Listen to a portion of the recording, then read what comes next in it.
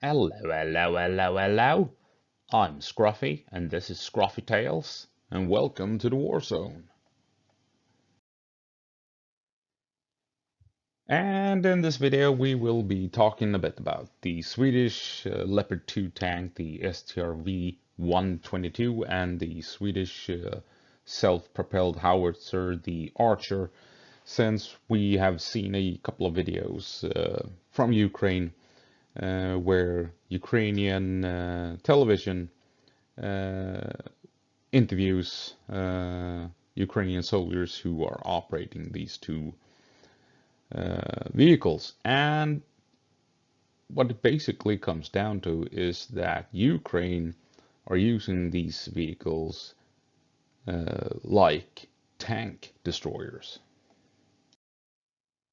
And that's not all that surprising, considering that the Strv122 is a main battle tank, and its main role on the battlefield is to destroy other tanks. The Strv122 is, as we know, attached to the 21st Mechanized Brigade, sometimes known as the Swedish Brigade, due to the CV90s and the Strv122s being used by that particular brigade. What is interesting, though, is in the interview, the Ukrainians say that they prefer the Strv122 over any other Leopard 2 tank because Swedish modifications to the tank makes it better suited for the tough conditions of warfare. It's not as difficult to keep them running or keep them operational in a war zone, basically. And they mention a bunch of stuff like internal systems and the tracks and what have you. And the Swedish vehicle is simply put better suited for war than the German counterpart. And when talking about these modifications, they do bring up specifically the armor of the Strv122, since the Swedish tank has much more armor than a standard Leopard 2. And this armor package was added right from the start when Sweden adopted the Leopard 2. And the Swedish Strv122 added some 3 tons of armor to the Leopard 2 when Sweden acquired the tank. And they also made sure that it had additional top armor that is not standard on Leopard 2 tanks in other armies. So as you can tell, the Strv122 is very well suited for the battlefields of Ukraine, with better protection all around and especially better protection on top to protect it from drones and tank-guided missiles and what have you, trying to take out vehicles from above. And the Ukrainians also point out that the Strv122, due to it having better armor all around, it is a tank that is much better suited for offensive actions compared to other tanks.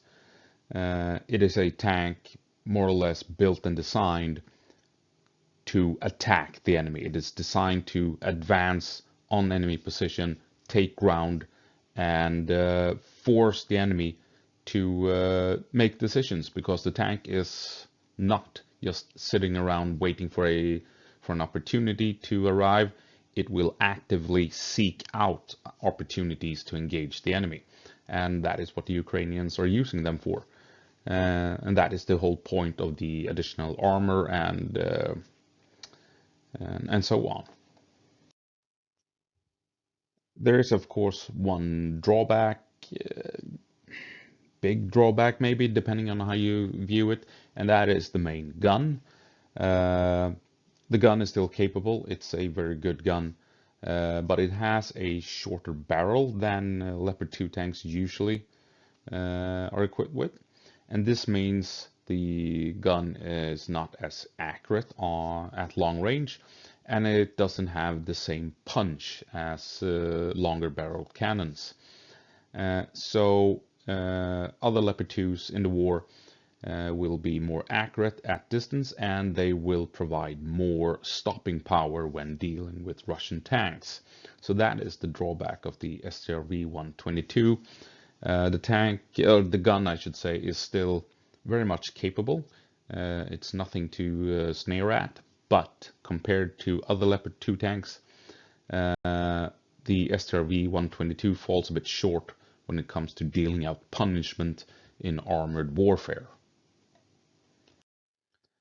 Interestingly enough, Sweden has announced that the Strv122s will be upgraded, or about 40 or 50 of them in Sweden will be upgraded to brand new tanks, Strv123s, and they will get additional armor and additional electronic systems and what have you.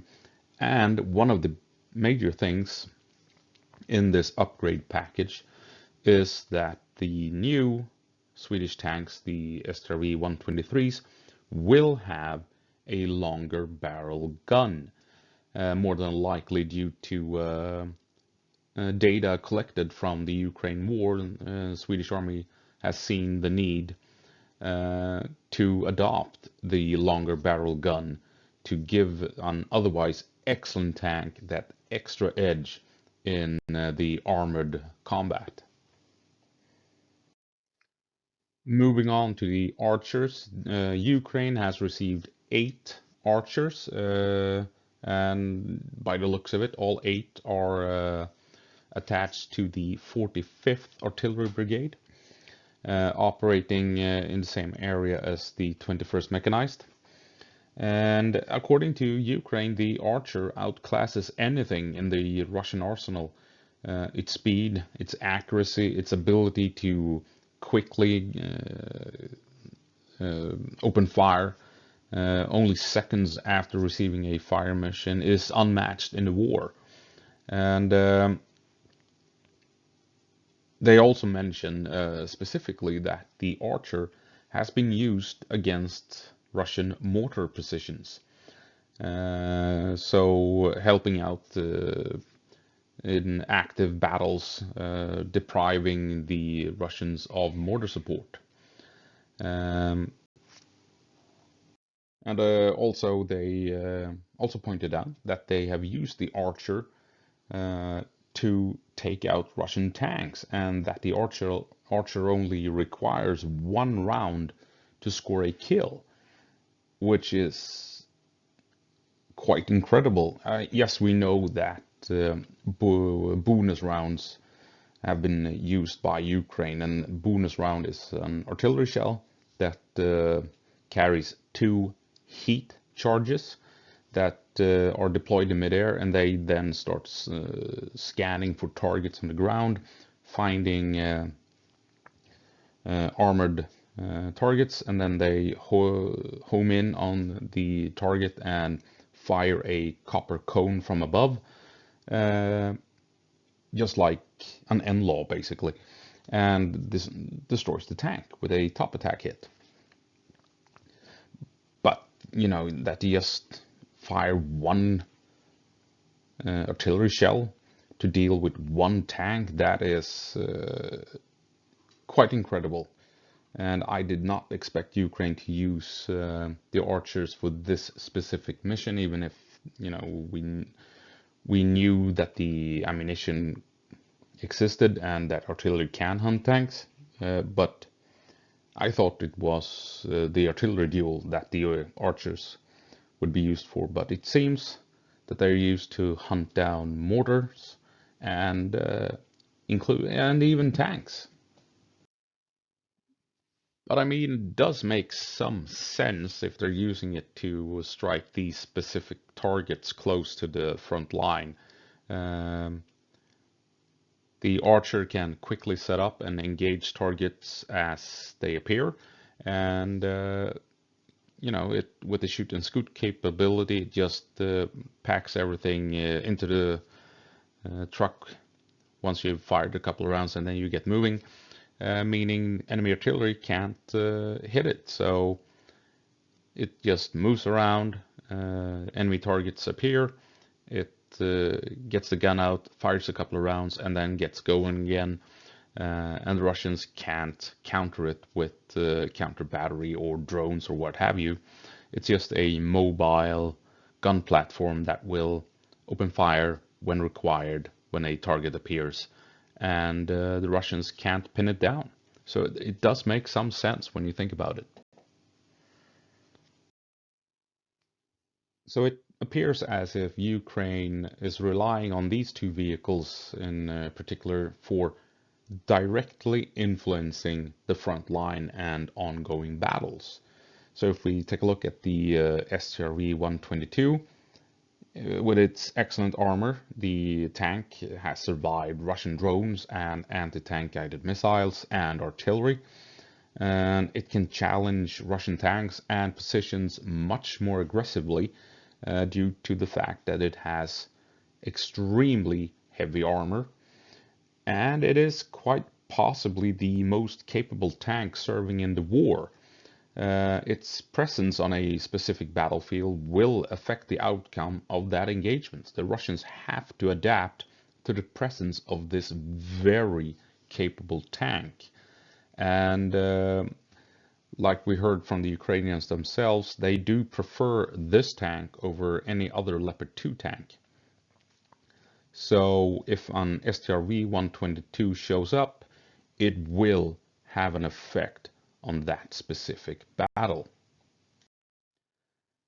And the same can be said for archers, even if they don't have a direct line of sight to the enemy.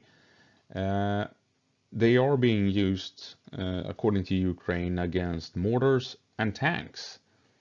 And mortars and tanks are very much weapons extremely close to the front line, used to support infantry in ongoing firefights.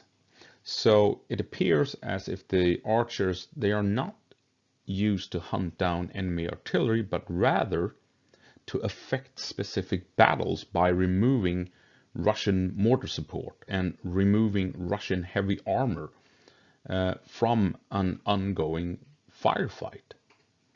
And by so doing, directly affecting the outcome of battles that are being fought.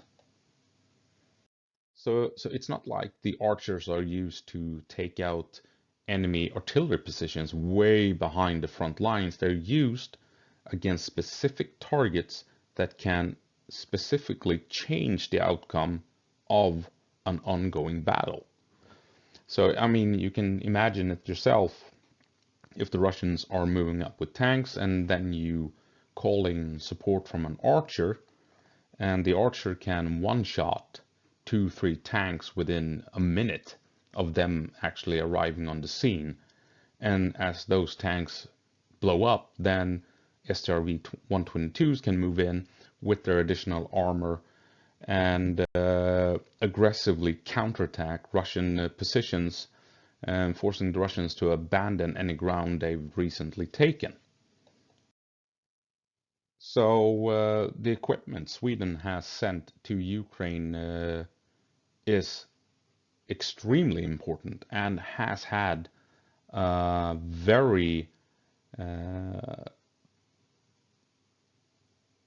important impact on the front line, especially the front line in the northern part of the war, where Swedish vehicles have helped Ukraine hold the line for about 6 months, as Russia has tried aggressively with continuous attacks day and night to push through Ukrainian defenses in order to reach the Oskil River. And so yes, Swedish support has most definitely helped Ukraine and denied Russia a chance to achieve strategic goals. So the 21st Mechanized with the Strv122s and the 45th Artillery Brigade with the Archers, you can most definitely call them tank destroyers, because that is what these two units have become extremely good at, hunting down and destroying Russian tanks.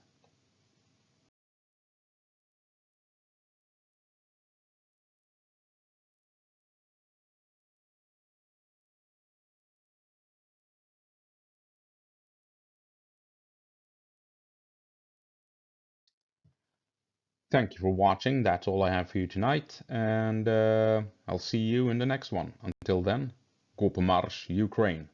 Give them hell. And as always, Russia will remember that Swedish steel cuts deep.